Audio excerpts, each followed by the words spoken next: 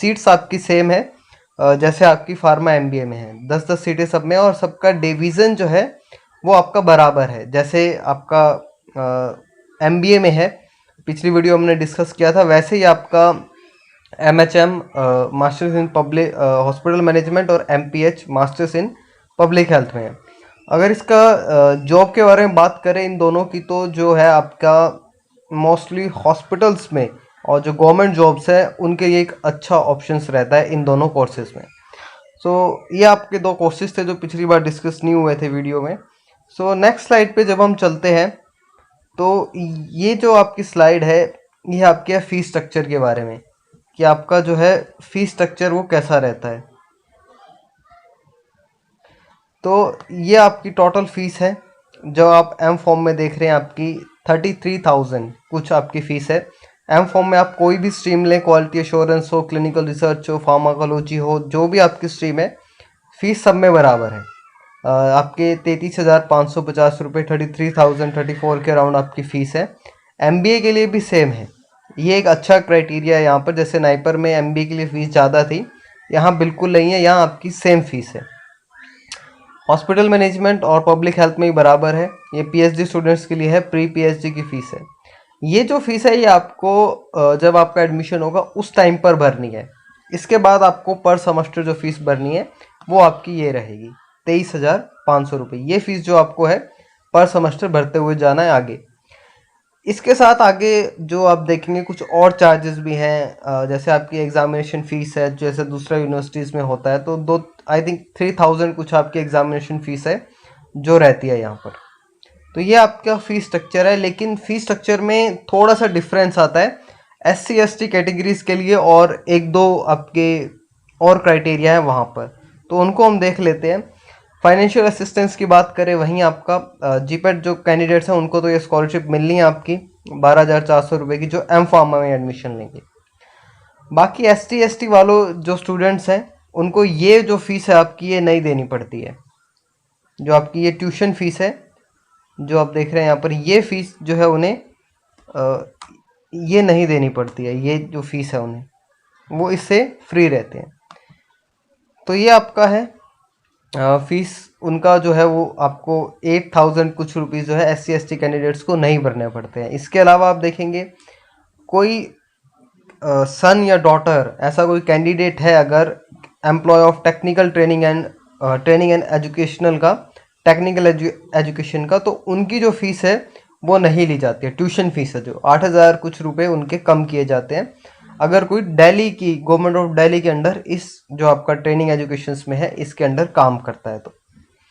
तो ये आपका उनके लिए फीस है। एक और क्राइटेरिया है, कोई सिस्टर और ब्रदर अगर पढ़ते हैं वो एक क्लास में नहीं है, यानी एक स्ट्रीम में नहीं है या एक क्लास पे नहीं है, एक अपर क्लास में है, कोई लोअर, कोई एम फॉर्म कर रहा है, कोई बी फॉर्म कर रहा है, ऐसा कुछ है, तो जो लोअर क्लास में है तो उसकी जो ट्यूशन फीस है वो आपकी हाफ हो जाएगी। तो ये आपका केस रहता है इन केसेस में। एससी एसटी वालों के लिए जो है फीस का जो स्कीम है वो ये थी, यहाँ पर ये जो पैसे हैं उनके ये उनको नहीं देने पड़ते हैं, ट्यूशन फीस जो है। और यहाँ पर भी यही क्राइटेरिया रहेगा कि उनको ट्यूशन फीस जो है वो उनको नहीं देनी पड़ेगी, जो एससी एसटी कैंडिडेट हैं या जो दूसरे आपके कैंडिडेट हैं। नेक्स्ट बात कर लेते हैं हॉस्टल फ़ी के बारे में। बहुत कमेंट्स में रहता है आपका हॉस्टल की फ़ीस क्या है, कितना मेस चार्जेस है। तो M pharma, M B, M P H, M H M और पी एच डी के लिए देखेंगे तो सिक्योरिटी आपकी 5,000 रुपये है। 11,000 आपका एक रेंट टाइप लगा लीजिए आप, कि आपको रहने का वहाँ पर देना है, जो रिसोर्सेज आप यूज़ करेंगे। तो 11,000 रुपये आपको साल के हैं, यानी कुछ अगर हम लगाएं तो बहुत कम है, 9-10 हज़ार के करीब आपका कुछ पड़ेगा अगर, क्योंकि 12 महीने होते हैं तो आप देखेंगे 11,000 है तो आपको 900 कुछ रुपए ऐसा कुछ पड़ेगा, 900 या 850 रुपये। तो बहुत ठीक है। बाहर इतना एक रूम का रेंट होता है दिल्ली के अराउंड तो, लेकिन यहाँ पर ये बहुत अच्छा एक हॉस्टल के चार्जेस हैं, कम है। मैश की बात करें तो मैश जो है ऑलमोस्ट कंपलसरी रहती है, और जो है 15,000 रुपये पर सेमेस्टर, यानी सेमेस्टर आपका 6 महीने ही चलता है, तो 15,000 रुपये आपके 6 महीने की हैं। तो आप कुछ देख सकते हैं 3-3.5 हज़ार आई थिंक आपको कुछ रहेगा कि पर मंथ आपको देना पड़ेगा। अगर मैं मंथ की बात करूं, सेमेस्टर में तो ये 6 मंथ्स का आ जाता है, तो 3,000 रुपये आपका कुछ रहेगा पर मंथ का मेस का जो आपका एक्सपेंसेस है। अब ये डॉक्यूमेंट्स रिक्वायर्ड जो है आपके, जो एडमिशन के टाइम पर मार्कशीट चाहिए आपको, बी फॉर्म की सारी, जीपेट का स्कोर कार्ड चाहिए जिसमें आपका सब कुछ मेंशन हो ठीक, date of birth certificate means आपकी 10th 12th की जो भी सर्टिफिकेट्स हैं आज तक वो चाहिए। ओबीसी सर्टिफिकेट आपका दिल्ली के लिए जो इशू करा है, दिल्ली की अथॉरिटी ने इशू करा है वो भी, और अगर आप नॉन दिल्ली कैंडिडेट्स हैं तो आपका जो सेंट्रल गवर्नमेंट ने इशू करा होगा वो आपके कास्ट सर्टिफिकेट्स में आ जाता है, तो वो सारे आपको चाहिए, चाहे आप कोई भी दिल्ली से हैं, नॉन दिल्ली से हैं, कहाँ से भी हैं, तो आपको अपने ये रिजर्वेशन सर्टिफिकेट्स जो हैं ये ज़रूर चाहिए होते हैं उस टाइम पर। आधार कार्ड आपको चाहिए होगा, प्रोविजनल सर्टिफिकेट आपको ये कॉलेज से मिलता है, अगर किसी का गैप ईयर है तो गैप ईयर का सर्टिफिकेट, ये प्रूफ बन जाता है, एक आपका एफिडेविट होता है वो आप बनवा लेते हैं, ये जो तहसील वगैरह या कोर्ट में जाकर ये बन जाता है गैप ईयर का। करेक्टर सर्टिफिकेट आपको चाहिए होगा, पासपोर्ट साइज फ़ोटो, और बहुत सारे सर्टिफिकेट्स जो हैं ये आपके प्रोस्पेक्टस में मेंशन होते हैं, जिसमें आपका मेडिकल सर्टिफिकेट है या एज एन फार्मासिस्ट सर्टिफिकेट वगैरह, बहुत सारी चीज़ें मेंशन है सर्टिफिकेट्स जो हैं प्रोस्पेक्टस में, वो सब आपको चाहिए होते हैं। एक एक्नॉलेजमेंट स्लिप जो है ये आपको चाहिए होती है कि आप ऐसे ऐसे एडमिशन ले रहे हैं, उसमें ये सब होता है। तो ये आपके डॉक्यूमेंट्स हैं जो आपको चाहिए होता है, जो आपकी पूरी एक डॉक्यूमेंट्स फाइल होती है, वो आपको एटलीस्ट 2 या 3 सेट्स इनके फ़ोटोकॉपी के भी करा लेने चाहिए। और इसमें आपका फॉर्म इंक्लूड नहीं है, जो आपने फॉर्म भरेंगे आप डिप्सार में, आपको उसका प्रिंट आउट भी ले लेना चाहिए, क्योंकि कई बार क्या होता है कि वो फॉर्म नंबर मेंशन देखते हैं कितना है, तो उन्हें ढूंढने में टाइम लगता है, तो आप वो ज़रूर देख लें। नेक्स्ट अगर हम बात करें तो रिफंड ऑफ फीस, अगर किसी को जो है विड्रॉ कराना है एडमिशन, तो इसमें क्या है कि आप जनरली कराते कौन लोग हैं ये विड्रॉ, जिनका एडमिशन नाइपर में हो जाता है तो ऑलमोस्ट वही स्टूडेंट रहते हैं विड्रॉ कराने वाले, बाकी कोई विड्रॉ नहीं कराता है, क्योंकि जो दिल्ली का कैंडिडेट है वो विड्रॉ करा के अगर जाएगा तो ज़्यादा से ज़्यादा वो जामिया में जाता है, या फिर वो पंजाब यूनिवर्सिटी या थोड़े से जो अपिश आपके इंस्टीट्यूट्स है वहाँ जाता है, मोस्टली नाइपर रहता है, क्योंकि नाइपर की जो काउंसलिंग है कई बार पहले हो जाती है, लेकिन फर्स्ट सेकंड काउंसलिंग में नंबर नहीं आता है, वेटिंग में रहता है, तो स्टूडेंट्स एडमिशन ले लेते हैं, बाद में विड्रॉ कराते रहते हैं। तो आपको अगर 1 मंथ के अंदर विड्रॉ करा लिया है किसी ने, तो जो है 2,000 रुपये जो है आपके कट कर जो आपकी फीस है रिफंड हो जाते हैं। अगर आपने 33,000 रुपये भरे हैं तो आपको 31,000 रुपये कुछ वापस मिल जाएंगे। तो ये आपका क्राइटेरिया रहता है कि आपको 2,000 रुपये कम आपकी जो फीस है वापस मिलती है। अगर आप 1 मंथ के बाद विड्रॉ कराएंगे तो आपको कुछ भी रिफंड नहीं होता है। तो ये एक क्राइटेरिया जो आपको पता होना चाहिए रिफंड का भी, क्योंकि ये सिचुएशंस बनती ही हैं। चाहे मैं अपनी पर्सनली मैं बात कहूँ तो ये आपको होगा ही आपके साथ कि आपको ये विड्रॉ के सिस्टम्स में आपको उलझना पड़ेगा थोड़ा सा, चाहे आपकी रैंक अच्छी भी है तब भी आपको उलझना पड़ेगा, या आप बिल्कुल स्ट्रेट फॉरवर्ड है कि इसी इंस्टीट्यूट में लेना है तो ठीक है, लेकिन अगर आपके माइंड में 2-3 इंस्टीट्यूट्स वेरी कर रहे हैं तो आपके साथ ये केस बनने के चांसेस बहुत ज़्यादा है। नेक्स्ट अगर हम बात करें how to calculate the percentage, कि आपकी जो ये जो मेरिट लिस्ट आती है ये कैसे बनती है, तो इसमें आप देखेंगे कि जैसा पिछली वीडियो में बताया था 50% जो है आपके ग्रेजुएशन मार्क्स है और 50% जीपेट्स मार्क्स और स्कोर है।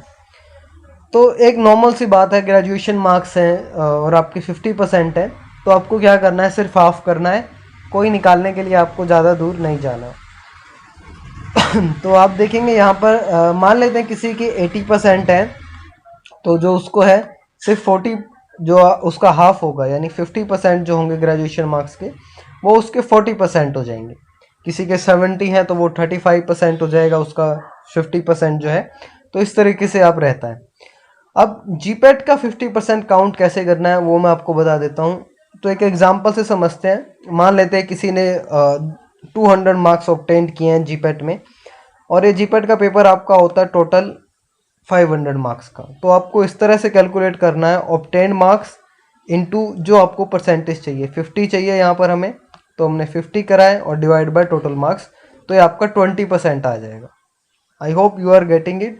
पहले ग्रेजुएशन में आपकी जितनी परसेंटेज बनी है उसका सीधा सीधा आपको हाफ करना है, 2 से डिवाइड करना है और कुछ नहीं है, वो आपकी परसेंटेज आ जाएगी 50%। जीपेट का निकालने के लिए ऑब्टेन मार्क्स इनटू जो आपको परसेंटेज चाहिए डिवाइडेड बाय टोटल।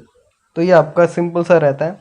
तो यहाँ पर जो टोटल आपकी परसेंटेज बनी जिसके हिसाब से आपका मेरिट लिस्ट में नाम आएगा वो बनी आपकी 60%, 40 ग्रेजुएशन में और 20 आपकी जीपेट में। तो 60% आपके जो मार्क्स हैं वो बने हैं यहाँ पर।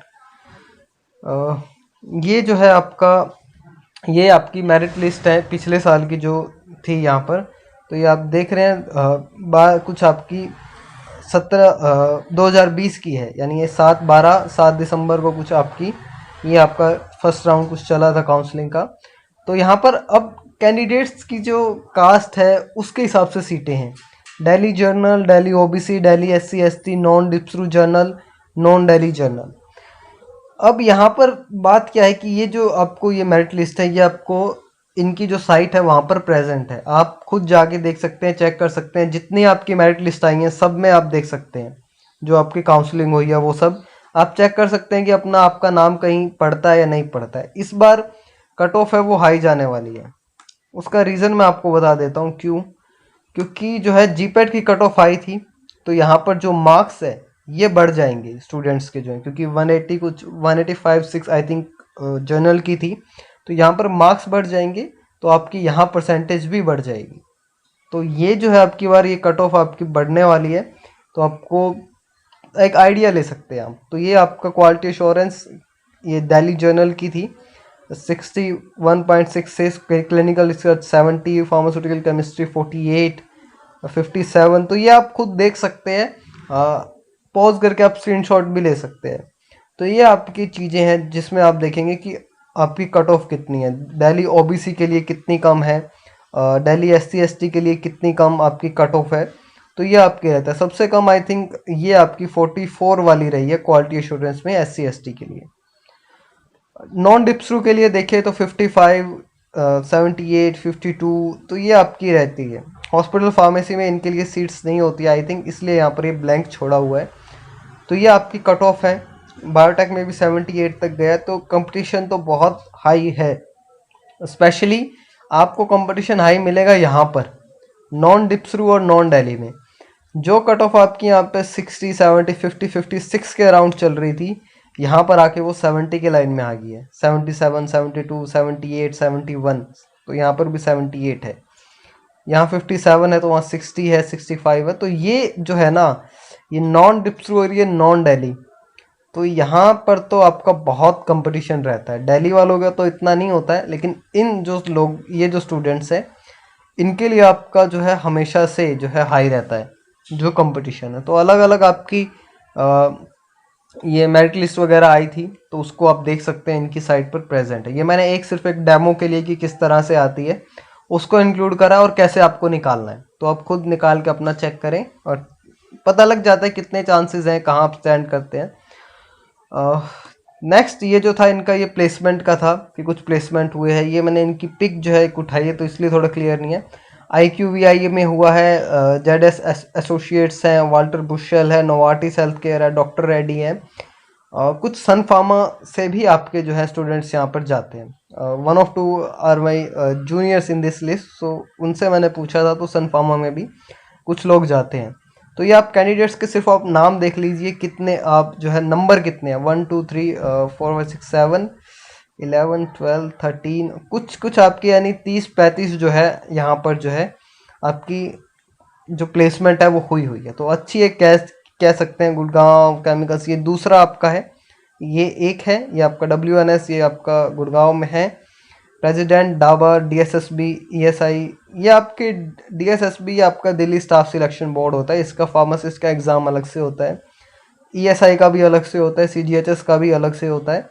CGHS आपका एक सेंटर लेवल का फार्मासिस्ट का एग्ज़ाम है, और DSSB जो है आपका ये दिल्ली का एग्ज़ाम होता है फार्मासिस्ट के लिए। तो इसमें आप इंस्टीट्यूट का कोई ख़ास रोल नहीं होता है, क्योंकि इंस्टीट्यूट का रोल जो होता है वो प्राइवेट कंपनीज़ की उसमें होता है। लेकिन यहाँ पर इन्होंने ये इंक्लूड करा, ये गवर्नमेंट जॉब के लिए ये 3 स्टूडेंट्स जो हैं ये सिलेक्ट हुए थे। इन्होंने एग्ज़ाम दिया था फार्मासिस्ट का, तो इसलिए तो ये आप देखेंगे अगर दोनों को कैलकुलेट किया जाए तो ऑलमोस्ट आपकी सभी की जो प्लेसमेंट है वो हुई है। ये खुद इन्होंने ब्राउचर में डाला है और खुद मैंने भी कंफर्म किया है, तो प्लेसमेंट आपकी ठीक ठाक है, अच्छी है। So it is all about the DIPSAR and DIPSRU. I hope you like the video. You can press the subscribe button. Thank